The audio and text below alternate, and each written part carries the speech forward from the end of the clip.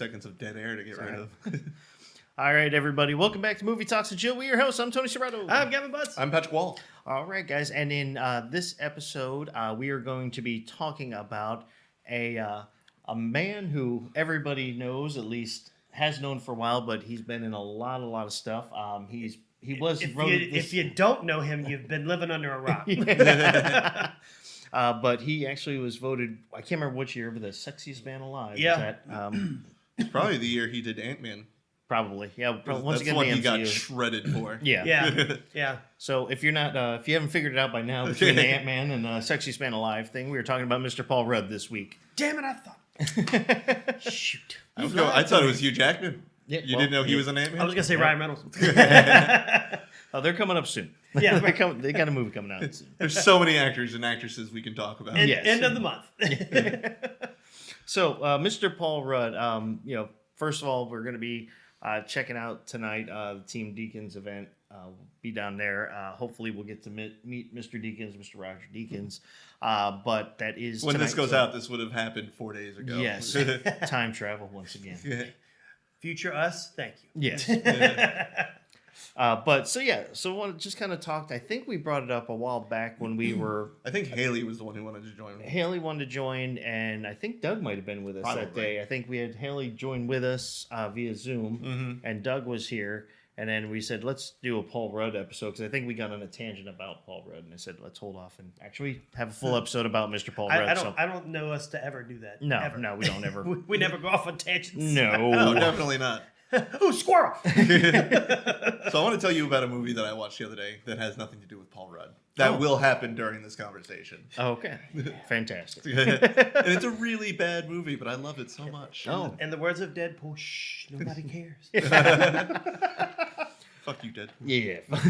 So let's start off as we normally do when it comes to like actors. Favorite movie? Do you have a favorite Paul Rudd movie? Clueless. All His right. breakout role. I thought he was. He wasn't like real comedic in that movie, but he was a co-star effectively. He kind of was, but it was more like the awkward, your awkward uncle, like trying to tell dad jokes. And stuff. he was beginning of his sarcasm type. Yeah, right. He always has that like sarcastic kind of thing to him whenever he's in something. So I remember him from Clueless, and the older I got, I was like, that's Paul Rudd. I remember him from Clueless, and I thought he was like, that seemed like a really big role in that movie. Like he turned out to be the love interest. He was helping them do whatever they wanted to do. I was like, I wonder what else he's been in. Oh shit, he started in Clueless. Good for him. I'm sure he's probably Joey from Friends. What's his real name? I can't remember. Matt LeBlanc. Yeah. So I remember him doing an interview, and he's like, I'm going to go to New York and be an actor. And his mom's like, you don't know how to be an actor. He's like, I'll go there and figure it out. And then he lands on Friends, and he becomes unbelievably wealthy. Yep. Mr. LeBlanc. Yeah. But ironically enough, Paul Rudd was in Friends for a couple seasons. Oh, that's right. He played the love interest of It was Phoebe. Phoebe, Who ended up marrying him. They were going to... Well, I remember there was a whole arc of Phoebe wanted to get married, but Paul Rudd didn't. Yes. Because he was previously married, and he's like, I don't want to do that again. Yep. I'm sorry. And they broke up for half an episode. Yep. And then they get engaged. For half an episode. Well, there was that scene where they were supposed to be broken up. They still wanted to talk, and because every time they'd get back together, they'd end up fooling around or like getting back together. So Monica was like forcing them to stay away from each other, and then she'd come over, or he'd come over to Phoebe's place, and Monica would be there, like just in the middle. chaperone. Just basically making sure no. It's like Matthew Perry and his on-again, off-again girlfriend for like the first 4 seasons. It's like, oh my God. Yeah. Oh my God. The longest time I thought that was just like a younger version of French Dresser. Yeah. And thankfully, he gets together with Monica, and like honestly, they deserve each other. Janice, man. Well, the funny thing is, I know we'll get to his movies, but since we're talking about the Friends thing for a second, is how he got introduced, and the character of the show was Joey and Phoebe had promised to get each other dates one time, and Joey completely forgot. Oh yeah, doesn't he go into like Central Park? He just randomly runs into this guy, and he's like, "Hey, what's your name?" He's like, "Mike," and he's like, "Hey, you want to come with us?" I can't remember how the episode went. It's been a while, but he basically just pulls this guy who he doesn't know, and now Joey's trying to pretend that he knows him. And he's like, "This is Mike. It's Mike." I remember an interview with Paul Rudd because he was only on for like the last season. So every time they were on set filming, everybody's like hugging and crying, and Paul Rudd's like, "Yeah, it's been a crazy ride, right?" Well, that's what happens when you fall into the latter end of a show. But yeah. It was good. It was good because Phoebe ended up finding her love, and that's sweet. Well, another funny aspect of the Friends thing was like the Bruce Willis, his cameo appearance. Oh yeah. So it was like it was a bet by Matthew Perry that because they did the longest yard. Oh, the whole 9 yards. Yeah, not longest yard. But the whole 9 yards, and he thought the movie was going to be a flop. Matthew Perry bet him that he wouldn't. He said, "Well, if I win, you have to come on an episode of Friends for free." And he ended up doing it. They paid him for it, but he donated the money. He ended up doing 3 episodes. I think it was dating Monica. No, he was dating Rachel. Rachel, because what it was he was he played the father of the student that Ross was dating. Right. Ross was yeah. the professor at his college, and he was started dating her. Right. And that was her father, and she wanted him to meet him. Well, then Rachel ended up meeting him and seeing him, and then he fell in love with Rachel. Or they fell infatuated with Rachel, but right. I think everybody in the 90s was infatuated with Rachel. Yeah. But yeah, it's funny, because you had also, well, besides them, and again, we'll get back to Paul Rudd in a second, but just, This is one of those classic tangents. Yep, tangents, yeah. We told you it never happens. Tangents. We're just going to do a tangent episode. We made it 45 seconds into the episode before that happened. Yeah. I think it's a new record. We'll get back to you, Paul Rudd, we promise. But yeah, Paul Rudd was a guest star who stayed on for a while. Bruce Willis, Jon Favreau. Charlie Sheen was in one episode. Yeah, Charlie Sheen was the boyfriend of Phoebe. Yeah, she was like the naval commander. Yeah. So anytime he made port in New York City, they just hooked up for a weekend. And she ended up getting chicken pox. Yeah, they both got chicken pox. Because he's like, I don't care. I haven't seen you forever. And then they're both like with calamine lotion on themselves later. The duct tape mittens to their hands. So yeah, Charlie Sheen in there. He was in that one episode. But then as far as like longevity, Jon Favreau played Monica's boyfriend, the guy that wanted Monica. Well, they dated for a while, but he was like, he was trying out for MMA, and then he got the shit kicked out of him, and I think Monica just broke up with him after that. He's like, Well, she was never really fully into him. Like, there was time where he was chasing after her, because, and she's like, he was super rich, he had all this stuff, and I remember the famous line is like, Chandler's like, but you're our age. You have that much money. You're our age. But he was really just. Monica was like, I'm just not into it really. Like she just didn't, and she wished she did, but it didn't happen. And then of course you had Tom Selleck. Yep. Yeah. Him and Monica dated for. George Clooney was in there for an episode. Brad Pitt was in that one episode where they hated the hating Rachel club. Mm-hmm. Oh yeah. Who's in it? Me and Ross. Me and Ross. So anyway, I think we've talked about Friends for about 8 minutes now. I think they were married at the time, so they might have been, yeah. Because Brad Pitt didn't divorce her until Mr. and Mrs. Smith. Okay. So yeah, they were still together. But back to Mr. Paul Rudd. What's your favorite Paul Rudd movie? I like, and I mean, he's not this is just a star-studded movie anyway, but I like Wet Hot American Summer. Yep. And my favorite scene of his is when he's in the cafeteria, and he's the only one in there, and oh man, what's the lady's name who runs the camp? I can't remember the actress's name. It's been so long since I've seen that movie. Great question. Anyway, she's like the camp director, and he's sitting in there by himself, and she was like, "Are you gonna go to whatever thing he was supervising?" He was like, "I don't know." Fine. And he like shoves the tray, like his lunch tray, off the table and just gets up. She goes, "Are you gonna pick that up?" He's like, and he turns into like a little 3-year-old kid, like goes over and half-ass falls over and tries to pick up everything. Looked like a damn toddler being made to clean up. And it was just grown man being, stupid grown man. Grown man. No, I liked Wet Hot American Summer. That's a good one. I mean, I just like the movie as a whole. Yeah, solid choice. I mean, you got a ton of people in there. Oh, yeah. Well, I'd say for me, I mean, he has had so many really, really good roles. Let me guess. And I don't think it's the Halloween movie. Okay, take a guess. Looking at this list and knowing you, 2 days. No, actually. Ghostbusters Afterlife. No, actually, I mean, we'll get into that. That would have been too easy. I know. No, actually, it's a Anchorman? I Love You, Man. Oh, yes. Okay.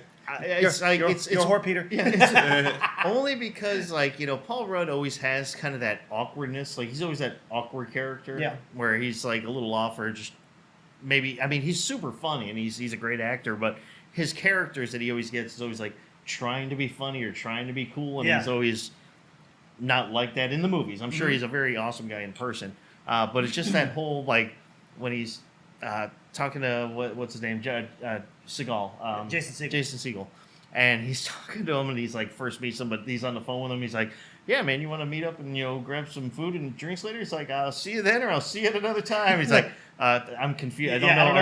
Are you coming or are you not?" And then he like, I'll see you later, there, Jobin. Jobin, yeah. That's a stupid name. Yeah, I shouldn't have said that because he calls him Pistol Pete. Okay. And he's like, he says something else. He's like, no, that was better than Jobin. Yeah. But there's so many things about that movie, and like his fiance is trying to get him to meet friends, or he's going to go out and make some guy friends, and then he ends up going out with what's his name? Officer Dangle. I can't from Reno 911. Thomas Lennon. Thomas Lennon. Yeah. And he's gay, and he doesn't realize at first that he's gay, and then he like kisses him, and then he's telling that fiance. Well, he even looks like he looks at the waitress. He's like, "Wow, isn't she hot?" Like, yeah, she's hot. He's like, okay.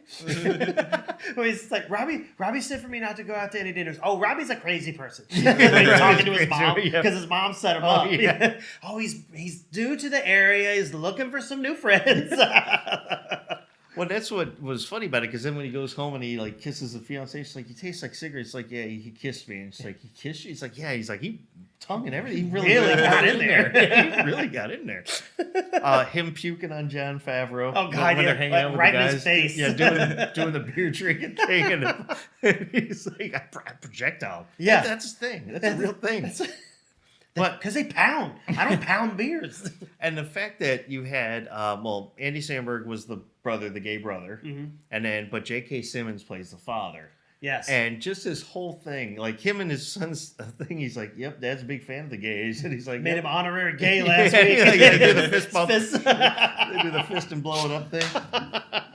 But no, it was a great movie all around. But and again, it had a great supporting cast too. Oh yeah, and a lot of just awesome things happened. But that would be one of my favorites. I love all of his stuff, but that really showcased him, and also slapping the bass. Yeah, slapping the bass. He's like, why does everything I have to do sound like a leprechaun? Yeah. But he's done a lot, so let's run down some of the things that he's done. I'm not a big fan of this movie, but I do like his character in it, Knocked Up. Okay. So I remember he was like the It's a brother-in-law or something. He was So he was Katherine Heigl, that's her name. So her best friend. Yeah, it's the husband of the best friend. Yeah. And they thought he was cheating, like stepping out on the wife, but really the only thing he was doing was playing fantasy baseball. He's like, "Honey, I love baseball and I love you and the kids, but I never get to do this kind of stuff when I'm with you." So she's like, I think she says the line, "I really wish you were sleeping with someone because you're just doing this." Which then that spawned the sequel. This is 40. Yeah. Mm-hmm. That was just them because they didn't have Katherine Heigl and Seth Rogen. Seth Rogen. Yeah, they went no work today. Yeah. Right. Yeah, when they trip balls on the mushrooms and they're like in the fetal position in their hotel. I miss my family. Because they're sitting there, I think they were like watching Cirque du Soleil and they were just sitting back. Yeah. And the eyes were huge. Solid movies, man. Indeed. But you can also like to, I know we'll get to this eventually, but let's just jump right into it because everything comes back to it anyway. The MCU. He was Ant-Man. Mm-hmm. When that first came out, there were two things I had a couple reservations about. Number one, Paul Rudd being in a superhero movie. Because no matter how much you try, there's certain actors that even though you love them, they can do great things. You can't fully see him in there, but he ended up killing it. Yeah. He ended up being it's like Will Ferrell. I could never see him in a superhero movie as a superhero. And then he made Hancock. I could see him being the guy in the chair and just loudly complaining over the mics the entire time. But he made Hancock. Yeah. No, you said Will Ferrell, right? Yeah. Oh, Will Ferrell. Yeah. I don't know. Maybe the Flash. I mean, I could see him being an evil bad guy. I mean, he was in Zoolander. And he was Megamind. Yeah. But so I had a couple reservations, and number two, Ant-Man again when it came to the MCU. We've done the talk about the history of the MCU anyway, but they chose that's those characters. That's our second episode. If you want to hear our thoughts on that. So there were so many. They chose those characters. Number one, they had the full IP for it, full control over it, but also they weren't as popular for this generation since 2008, that generation until now. So they were like, you can kind of do it however they wanted. There really wasn't going to be any negative thing because, minus the Hulk, because everybody knew the Hulk. But, Hulk smash. Meaning, I like the movie. I'm saying that most people would have had a predetermined idea of what that was, because especially with Ang Lee, what he did with that horrific nightmare of a movie. We're not going to talk about that, though. So you had those guys, but Ant-Man was like really low on the totem pole on that, even though he was one of the founding members of the Avengers in the original comics. In like the 60s, right? Yeah. So, but the thing is, it's like, all right, so you got that. So it's like not that well known, kind of like Guardians of the Galaxy. They were not that popular, but they ended up killing that. But again, it just goes to James Gunn. Yeah, good. Well, he does that. Everything they've done in the MCU up until I'd say, Spider-Man No Way Home, they've still done a couple good things, but for the most part, those were the movies that killed it. Mm-hmm. Yeah, and since the beginning. Phase 2 or 3, I think that's when it started. Yeah, Phase 4 is when it started kind of going, in my opinion, down a little bit. But Well, we got Endgame in Phase 4. Yeah, that's what I'm saying. Well, Phase 4 was good, and Spider-Man No Way Home was there, too. Yeah. So after that, I'm just saying. But before that, they killed them all before that. So, but you have good writing. Paul Rudd ended up playing a great character for it, and obviously having Michael Douglas as the original Ant-Man, as Hank Pym. Yeah. But yeah, no, it ended up being a great movie, and he ended up turning out to be a really pivotal character in the show, which he ended up being the reason why they were able to stop Thanos in the long run. Yeah. And don't listen to him, Captain. That's America's ass. That is America's ass. Is anyone else hiding any amazing abilities that we don't know about? Tiny guy's big. Tiny guy's big now. I like in the Endgame when they're like, we only have enough juice to do this like 5 times. I can't do this. I can't do this. Well, also, so another one where he kind of had he was kind of like a background character, but he's still in there delivering one-liners. Forgetting Sarah Marshall. Oh yeah, it was Kunu. It's like, man, when I got out here, I just took my watch and I threw it away. It's like, oh, that's cool, man. Yeah, I use my cell phone now. It's got a timer on it. It's better than my watch. It's only right twice a day. It's like, man, you got a lot of sadness behind those eyes. You know what'll help that? No. Weed. You got any? No. Oh, well, let's go surfing then. Well, another one where it really showcased him as well, and again, we can get to this a little bit deeper later, but obviously his character in the new Ghostbusters movies, in Afterlife and Frozen Empire, was phenomenal. So now he's part of 2 major franchises. Yeah. He's got his his hands in both of those, so that's good for him. And I think he only has contractually 1 more movie left in his Marvel contract because he's already done 4. Yeah. So he had the 3 Ant-Mans and Civil War. Well, and also Endgame. And Endgame. Infinity. Well, no, he wasn't in Infinity War except for the very end. Yeah. Technically, Yeah. he's going to be in Deadpool 3. Yeah, well, his head is. Yeah. Well, one version of his head is. Yeah. Of his I wonder mask. if he's going to get some money on the back end. Giant head. For that. It's clearly Paul Rudd's skull. Yeah. Wait a can see minute. How do you know that? I can see Disney cutting a check for your skull. Right. Good luck cashing. Yeah. It's 10% of the back By end. the way, good luck flying. You were now on the do not fly list. Yeah. Sir, did you receive a check for a giant skull? No. The payment is the giant skull. Yeah, They made it. they just shipped it to his house. It's in his backyard now. Well, so another quick tangent. Did you see that Deadpool 3 is slated for a September release? That's a dump month. Disney has no faith in Deadpool 3. I'll guarantee you those theaters will be packed. the opening night for that movie. Well, so does or is it October? Beetlejuice 2 is coming out. I think it's October, Is but I that don't think October? that's a dope month. No, it's not. But I'm saying it's all like around that time frame. It's Yeah. coming out, I think, early October, late September or something. Yeah. But speaking of Halloween movies, he was in the 6th installment of Halloween of the original series. Well, no, it's hard to say the original series because that thing went on so many different tangents over the years. And the last 3 got rid of like 8 of the movies. Yeah. Like Which is lore-wise. good. They needed to. They just need to start from. Yeah, because that was First getting real movie. confusing with like the whole ritual and always being born. Well, that's what that was how that was brought in this movie. And so the Curse of Michael Myers. So with Paul Rudd, he plays the adult version of Tommy Doyle, who, if for those of you who don't know, Tommy Doyle was the character who was with Jamie Lee Curtis. There was a boy and girl that she was babysitting when Michael attacked them. The boy was Tommy Doyle. He was one of the survivors. And so this, like the adult version of him, he's still traumatized. He does not play a comedic character in this at all. He's just very serious, and because he's playing a traumatized grown-up from a childhood tragedy. But again, then also another person reprised the role of Tommy Doyle in the newest versions of Halloween, the one that erases all the other ones, that starts from the first original movie when Jamie Lee Curtis comes back, and that was Anthony Michael Hall. He plays in the second one, the second of the new 3. So there's Halloween, Halloween Kills, Halloween Ends.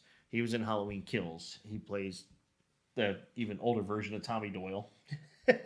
So it went from this kid, I can't remember the original kid's actor's name, to Paul Rudd to Anthony Michael Hall.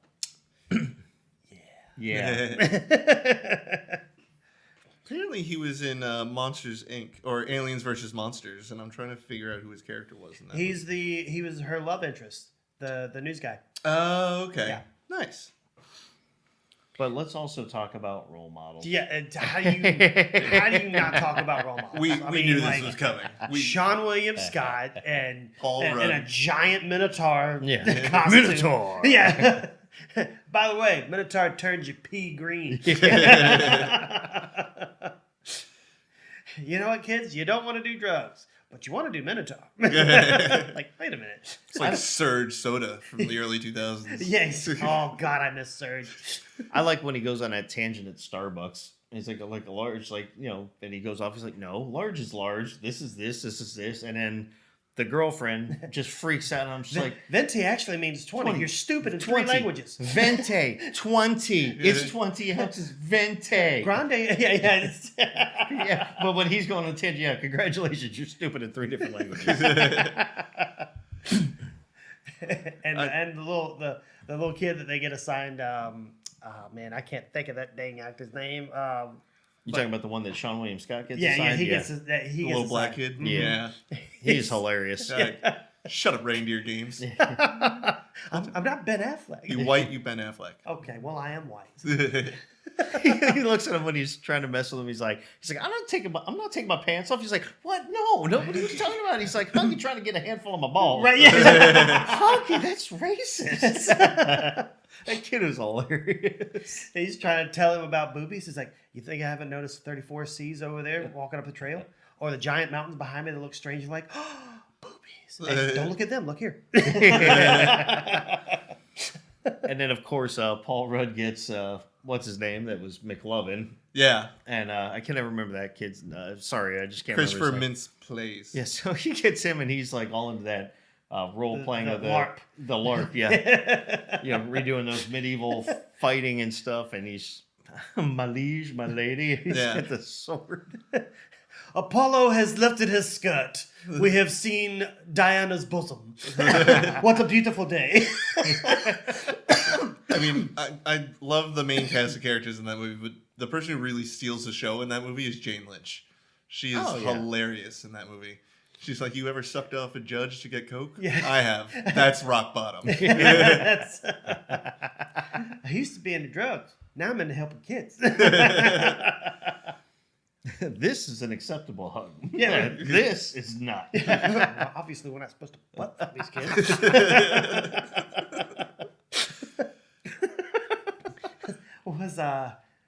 He starts hitting on the lady. She's like, I'm engaged. I'm horny. Something. Oh, yeah, he's like, text Arcana. She's like, what? He's like, I'm sort of into politics. It's like, I sort of have a boyfriend. He's like, I sort of have a boner. Oh, yeah, a boner. But then he ends up attempting to hook up with her later because he comes running in. He's like, you got any of that Ambien left? Yeah, he was going to do Ambien to stay up and like, wait a minute, hold on. Yeah, he's like, we're going to, mess around and, do a bunch of Ambien and, That's like But they all both end up passing out before anything really fully happens. It's like Seth Rogen from 40-Year-Old Virgin. He's like, you know what I did this weekend? I took 3 Tylenol PMs and tried to whack off before I can go to sleep. Either way, I win. Yeah, right. What'd you do? Oh, I don't know, just stuff.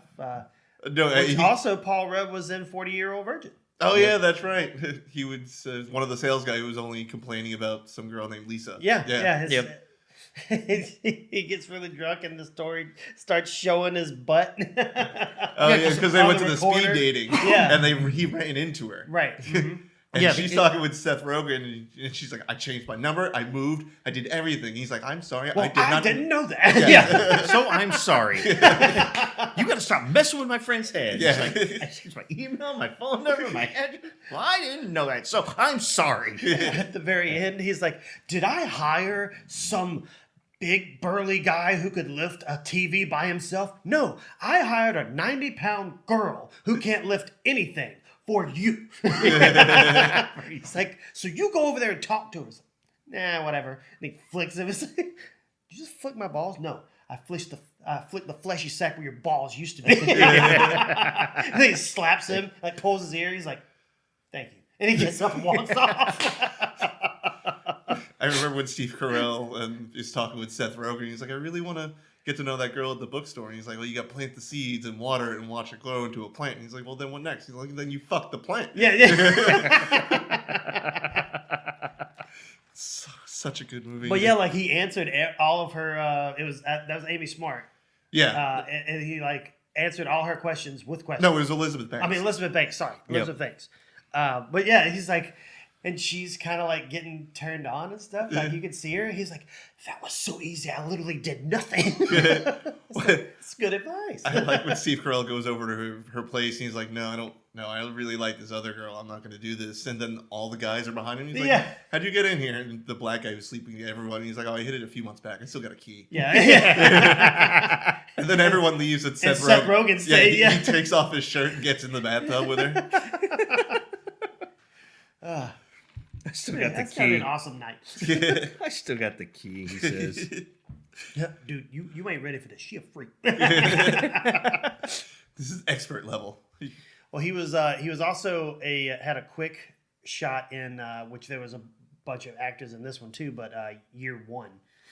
Oh, yes, that's right. I could not get through that movie. I watched like the first 30 minutes and said, no, this is. He was Abel. He killed him in the field. Yep. He's like, I didn't kill my brother. Like, nobody asked you, bro. Like, it reminds me of the show The Good Place. So where they're in like the accounting department, they're like, the first act of human altruism, Oog gives Krog rock. And the next photo is Krog kills Oog with rock, and the first negative bad points ever happened. Well, there was another one, like at the beginning of that, like they were flashing like all the good things that like she had done in life, and one of them was like loyal Browns fan. Sorry to all of our listeners that are Browns fans. Yeah. Oh, we're definitely sorry that you're a Browns fan. Yeah. Not sorry that we've mentioned it. Yeah. Sorry, not sorry. I say that knowing full on well that I'm a huge Miami Dolphins fan, so I'm in the same boat. Hey, you've been winning. Yeah, last season wasn't actually that bad. No, you guys did really good last season. Mm-hmm. We actually so stop complaining. Made it to the first round of the playoffs before we got our asses kicked. Well, so there's another Steve Carell, Paul Rudd mashup with Dinner for Schmucks. Oh, yep. Oh, okay. Which was, I thought it was funny. I mean, Steve Carell is an absolute lunatic in there. Oh, it's funny how he's got all the... He's a comedic genius. Everything's the mice puppet things. Exactly, he's doing the pelts. Yep. And, Zach Galifianakis is in it. He's like his boss. Yeah. And they have the duel over the dinner. You know what beats mind control? Brain control. What? Oh, and Jeff Dunham's in it too. Yes, with, he is. Yep. With the that's his thing is like he brings his wife, who's a puppet. We all knew it to be true, Mr. Dunham. We know you. Would you expect puppets. anything less? Right? So he looks. The puppet looks over at Paul Rudd. Is like, "Are you looking down my dress?" It's like, "No, why not?" Why not? And then Steve Carell comes over. Why are you looking down her dress? It's like, I'm not. Another classic movie for Paul Rudd, Anchorman. Oh yeah, Yeah. yeah, He's the one who puts on the Sex Panther cologne. yeah. Yeah, he's the weather guy, I think. 60% of the time, Yep. it works every time. Every time. I was like, I don't think that's how that works. It's Brian Fantana. Yeah. Yeah. Fantana. He's got that 70s like stash on. Yeah, too. It's yeah. like- Yeah. But I like That was a sweet stash, though. That it was a really sweet was. stash. I really hope he grew that himself and that wasn't from like the prop department.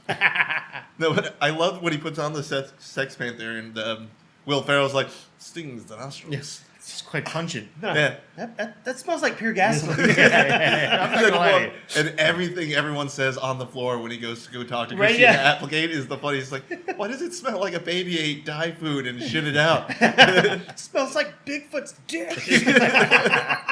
And then they've got him outside. They're like delousing him. Yeah. They're in like hazmat suits. And start scrubbing him. It's like the most famous line from Douche Bigelow, Male Gigolo wasn't from Rob Schneider or anyone. It was from somebody off camera just yelling, "Damn, that's a huge bitch." Yeah, right. I like that scene. That's a great scene.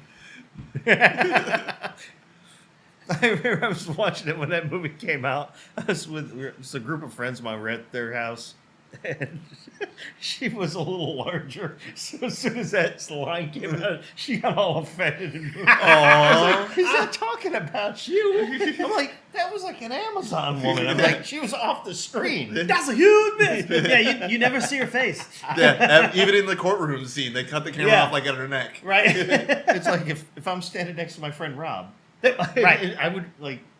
He would be out of focus on the camera. He'd Yeah. be out of the scene.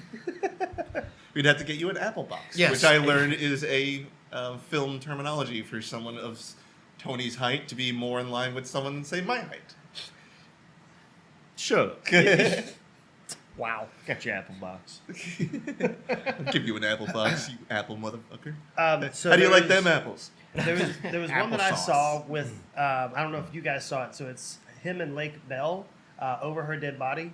I've heard of it. I've never seen it. Eva Longoria Oh, was yeah. her was his well, it's supposed to be his wife, and at the very beginning of the movie, she ends up dying. Oh. I don't ever want to see a movie where Eva Spoil- Longoria dies Spoiler alert. for the first 5 minutes of the movie.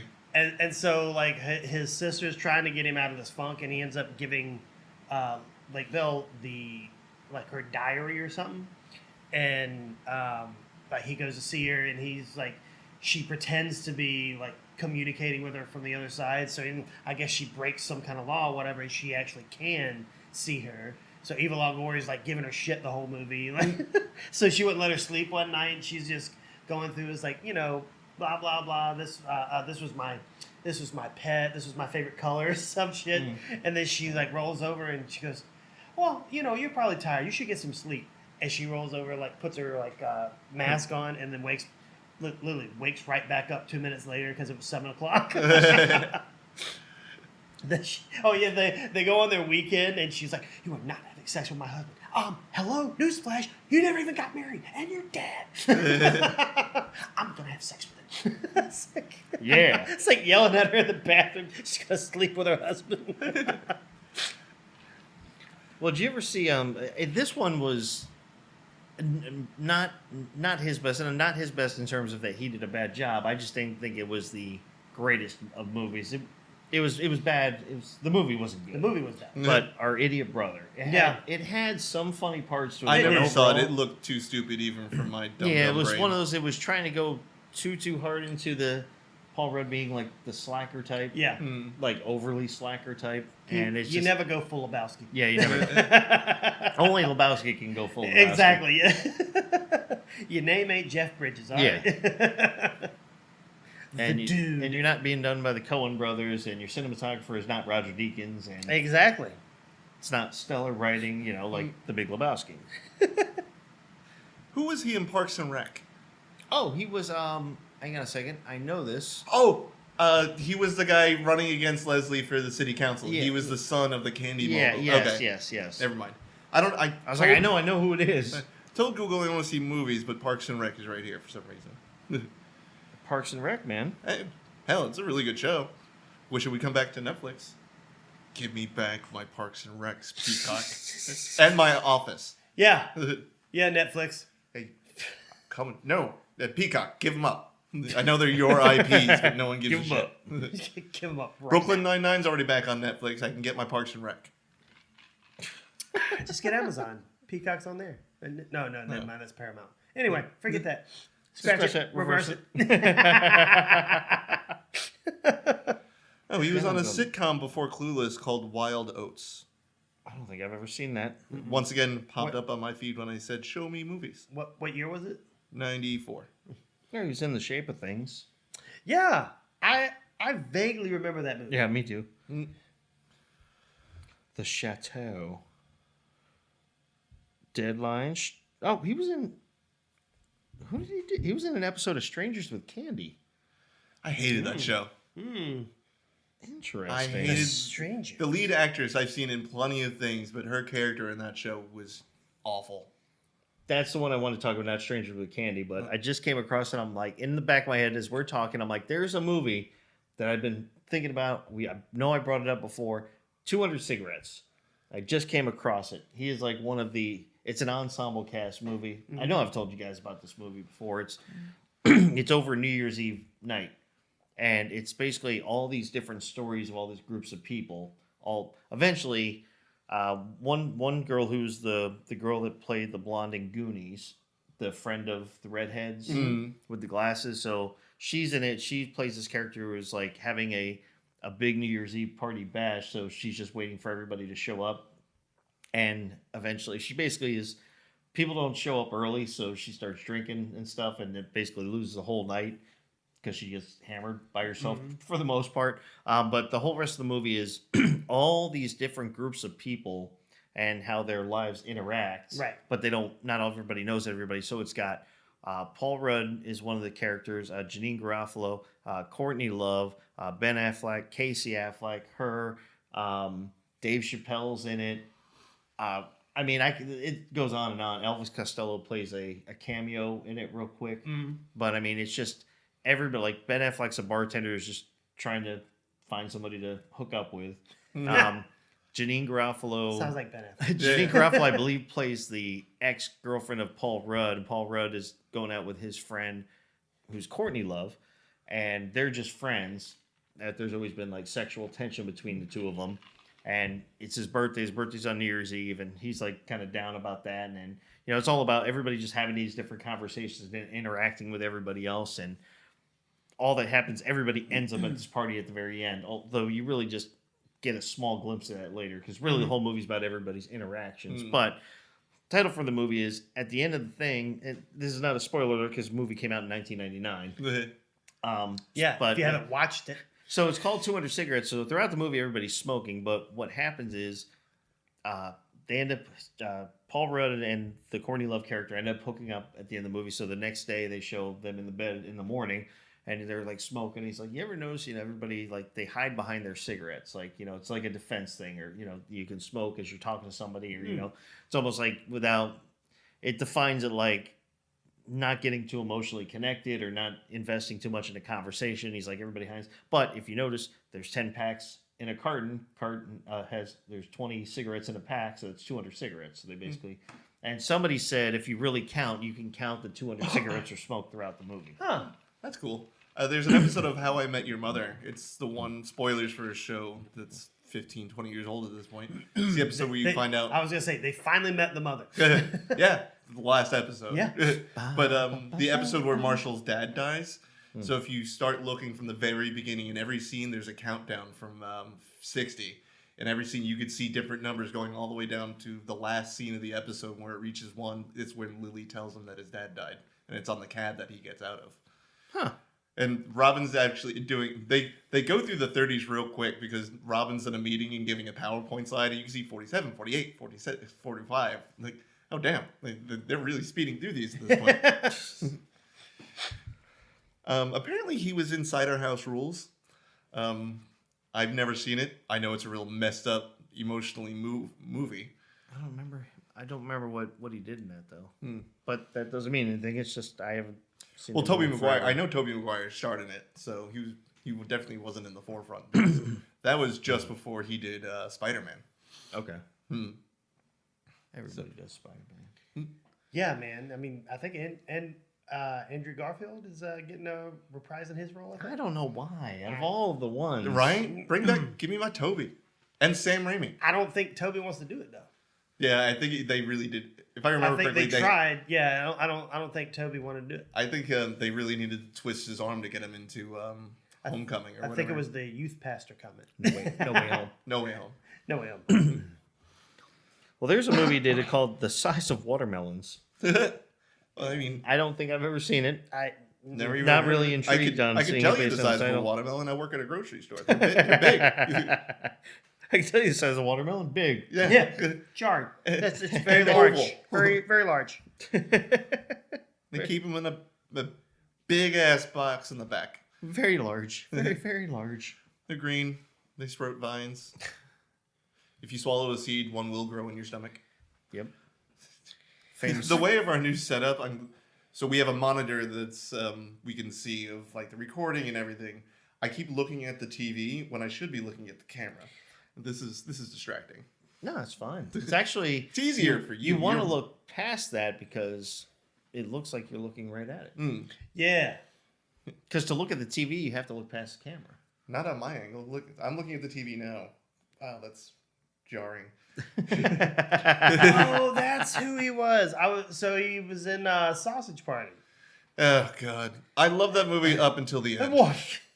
Yeah, you don't like giant cartoon orgies? No, not particularly. Spoilers. But I was like, who the hell was he? But he was the supermarket guy that the douche was controlling. No.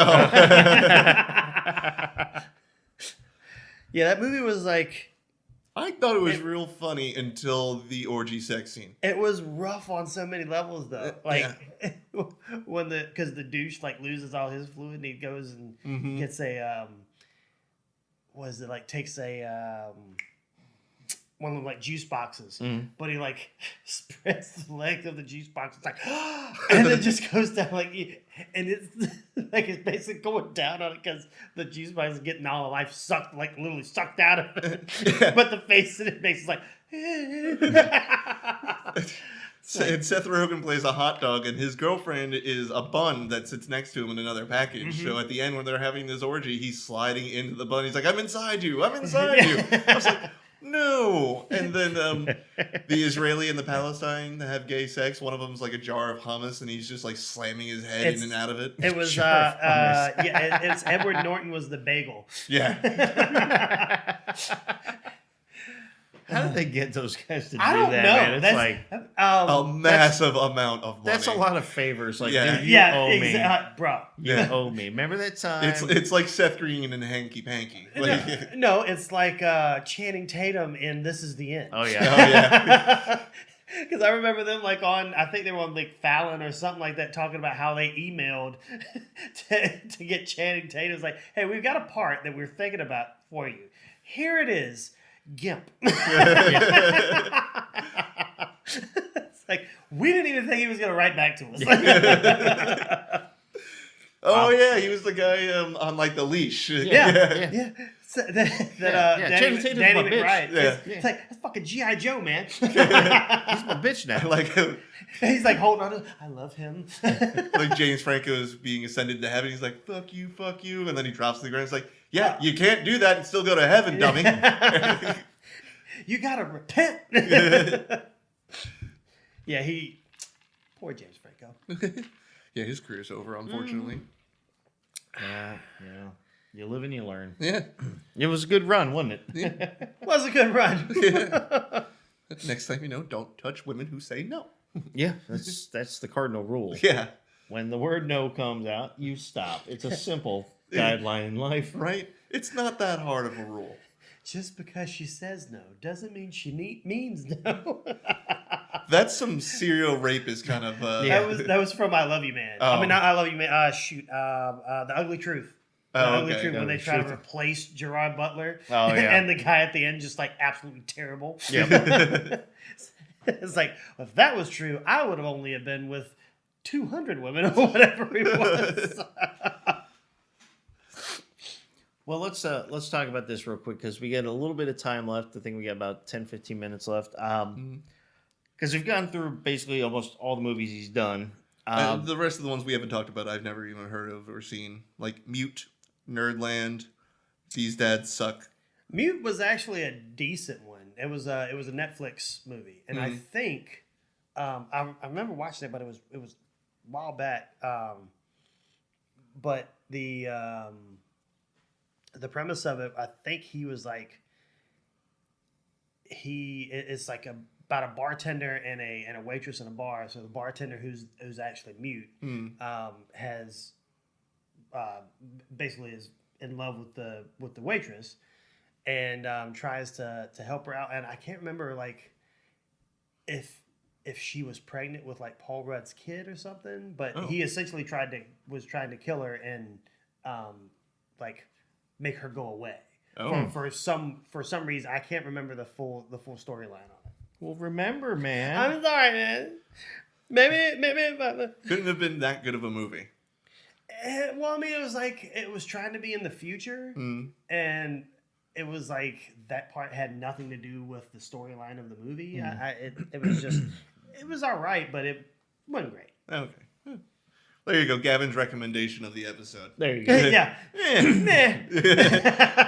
Watch it if you want. It's a I could rainy care Sunday less. afternoon. You ain't Very got- meh. It's like what's the name in Parks and Rec? Ron Swanson. When he's like, "Here's a burger. There's nothing on it." He's like, You can add ketchup if you want. I could care less. Yep. And everyone's like, this is way better. Yeah, these are Yeah. staying in the commissary. It's a hamburger. There's nothing on it. You can add ketchup if you want. I could care less. I'm sorry. That's the food that my food eats. So he brought out like carrots and lettuce. Or Yeah. something Yeah. Like, salad. So here's a question: What would you like to see Paul Rudd do? Well, I mean, he's done everything. According to this, he's done action, he's done comedy, he's done drama, he's done horror. I haven't seen that movie. But- I'm assuming his scenes weren't that scary. No. I mean, he, like I said, he played just the traumatized kid version of himself. So not really so much. Well, you can choose a type of movie, or Can I have him not be in Sausage Party? sure, I guess. I mean, To be fair, he wasn't part of the orgy, so he made it out of that movie alive. So can you think? Technically. Can you think of then I mean, something that you would honestly, like to see? I'd like Paul to Rudd see do? him. I mean, he's got a contract with Disney now. Through Marvel. Maybe they'll put him in Star Wars. Okay. As what would you like to see? That's him what in that's as? what I'm kind of like. I think he would kind of be like a good alternative to like Han Solo esque. Yeah, not a Jedi, Like, but like a really yeah. talented and very lucky smuggler. Exactly. Yeah. Smuggler, Exactly. Yeah. He's so of course Han Solo's dead now. Maybe he's the number 2 guy. Chewbacca? He was number 2. No, I mean like smuggler. Oh, guys. yeah. So now that the number 1 is gone, Yeah. Paul Rudd's in. Yeah, Right, but he's not going exactly. to have the Millennium Falcon. He'll have a different ship of Yeah, his own. yeah, exactly. But he's just as beat up and- He's running for. That's how they can bring him in. They can bring him in Mando, and because he ran things for the Hutts, and they overthrow the Hutts in what was it, Boba Fett series. Yeah. He comes back. He's like, so do you need any shipments? Do it, Disney, you How do I cowards. get paid? I could see him kind of like, but almost being a little more bumbling, Yeah. like almost like the half bumbling idiot type Right. version of it, of a smuggler. Yeah. No, like everything that he does, that he touches, it goes wrong somehow. Yeah, yeah. But he still stumbles across the But finish yeah, line. he still makes it out. Yeah. Or you could have it where he becomes an integral part of the story because even though he doesn't know anything about it, somehow, like somewhere in the Jedi or the Sith or whatever is having him. He doesn't know it. Mhm. He doesn't know what he's carrying, but he's carrying a bunch of Kyber crystals. Ooh, yeah. It's like because they become rare, let's say, Right. in Yeah. a storyline. Like, but it's because Well, I mean, they technically kind of do because that was what fueled the Death Star engine Yeah. for the super weapon was Kyber crystals. That's how they were able to generate so much. And then I don't know how they shrank it down to put it on every single Star. Oh, don't get me started on the news. We have the technology here. I just want you to make it smaller. Yeah, right. Yeah. It's right there. Tony Stark built this in a cave. Scraps. Well, sir, I'm not Tony Stark. It's because you didn't get that Red Ryder BB gun, is it? Yeah. I was gonna say, did you guys know who that was? I do. Yeah. So you didn't get that Red Ryder BB. Which you did, but you did shoot your eye out. So sorry, Peter Billingsley. Yeah, he was still wearing glasses. Yeah. I don't think he ever stopped wearing glasses. No. Would have been a nice little tidbit if you could see a small scar on the side of his eye. I think that would have been a great. Or if detail. Jeff Bridges gets angry and throws a BB at him. Actually, it would have been funny though if after he screams at him and he walks away, all of a sudden he does that narration. Oh from yeah, He's yeah. like, I knew I was in trouble then. Yeah. He reminded me of my father. Listen here, Oh, Marvel. fudge. I didn't Marvel say What fudge. If episodes. We got an idea. Yeah. We're the idea guys. Yeah. We're the producers. It's a Marvel Christmas story. Well, he's still alive because he was like Mysterio's tech guy. Yeah. And he leaves at the end of that episode, and they never, his storyline's still there. Yeah. So it could be around. Yeah, he's making a Christmas Story 3. Which Please technically, no, I know. Please no. We didn't. Which need I'm pretty Christmas sure Story Neil 2. Patrick Harris did in 2021 with that 80s Christmas movie. 8-Bit Yeah. Christmas. Yeah, it was a really good movie. I liked it. So, real quick, I want to go in real quick for my version of it. What I would like to see Paul Rudd do is I want to see him play like a serial killer. Okay. I want to see Paul Rudd go that route. Mm-hmm. I want to see if he has the wherewithal and the creepy factor to pull off serial killer. We have no evidence to back this sentence up, but I'm pretty sure he can bring in the creepy factor. Oh, I'm sure he can. Yeah, I want to see it. I want to see it though. I want to see Paul Rudd in that like I'm talking like psychotic, like maybe not like thrashing out and just going crazy rage, but more like that very calm, like a Dexter type. or Split. Yeah, Like that. Yeah, but just really, just a very calm but really psychotic mofo. Mofo. Thinking about it, I would like to see him in like a hardcore action movie. Not one in the MCU with superpowers or anything, but more like a John Wick movie or something like that. In a world. Well, they are filming John Wick 5. These are my tortillas. They are filming John Wick 5, so cross our fingers. Paul Rudd's in there. Paul Rudd, vigilante cop. In a world Where John Wick is dead, you now Yes. have Paul Rudd. Paul Rudd goes from being psychotic killer to New York crime stopper. He only kills villains. Paul Rudd is Jack Brockwell. Jack Brock. God, it sounds like a porn name. Chad Thunderstick. South Park did an episode where they were just ripping on Rob Schneider because he was doing a lot of those, like, Rob Schneider's a girl or he's a gigolo or whatever. Mm-hmm. So there's an episode of South Park where they keep cutting. Oh, it was on an episode where they were watching a really shitty either way, the trailers were like, this summer, Rob Schneider is a carrot. See him turn into a carrot, and now he'll have to get out of being a carrot.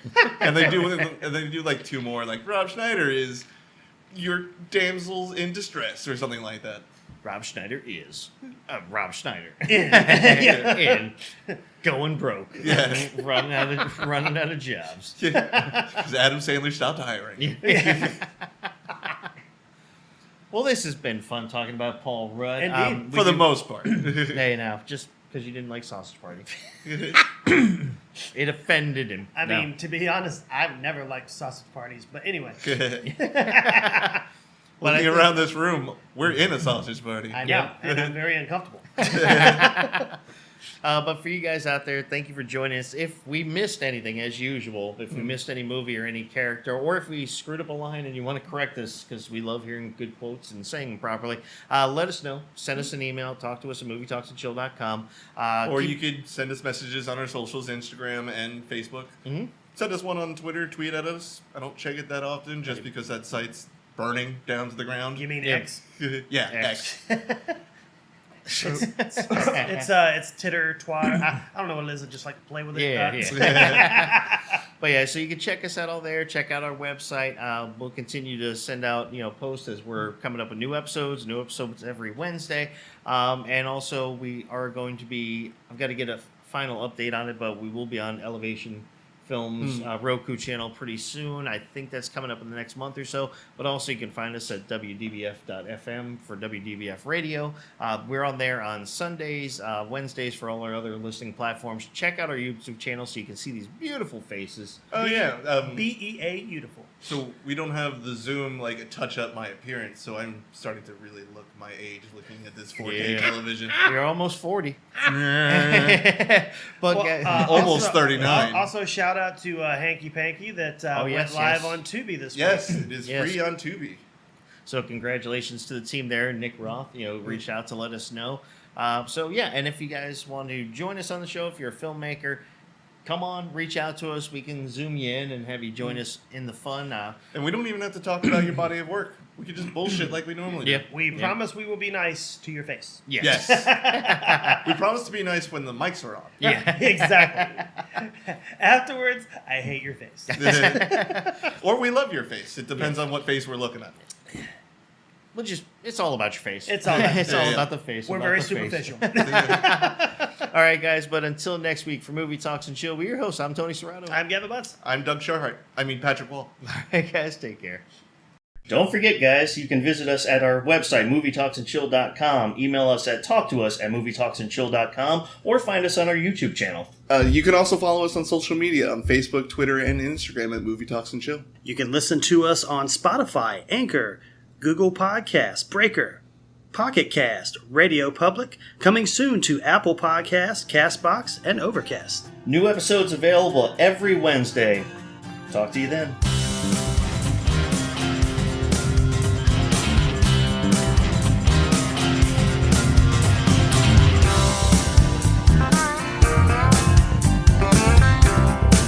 Theme music for our podcast was composed, arranged, and performed by Paul the Rock.